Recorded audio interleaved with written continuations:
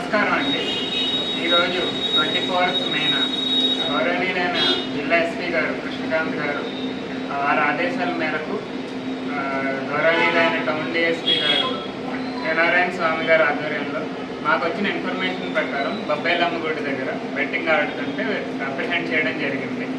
ఇందులో ఇద్దరు వ్యక్తులు మాకు చిక్కారు. అక్కడ ఒకరి పేరు బోయ రామాంజనేయులు, ఇంకొక అతని పేరు సయ్యద్ మహబూబ్ బాషా. వీళ్ళిద్దరూ క్రికెట్ బెట్టింగ్తో పాటు ఇల్లీగల్ కర్ణాటక లిక్కర్ కూడా అమ్ముతున్నారు. వాళ్ళ దగ్గర నుండి సుమారు 70 టెట్రా ప్యాకెట్లు ఇంకా 1,300,000 వర్త్ ఆఫ్ క్యాష్ సీజ్ చేయడం జరిగింది. ఈ విచారణలో భాగంగా మాకు తెలిసింది ఏంటంటే వేరే వ్యక్తులు కూడా ఇన్వాల్వ్ అయ్యి ఉన్నారు. వాళ్ళని కూడా త్వరలోనే పట్టుకుంటాము. మీకు ప్రజలకు విన్నపం ఏమనగా మీకు కనుక ఏమన్నా ఇన్ఫర్మేషన్ వస్తే మా వద్దకు చేరేస్తే కానీ లేదా డైల్ 100 చేస్తే కానీ వెంటనే మేము వాటిని అరికడతామని విన్నవించుకుంటున్నాం. ఇంతటితో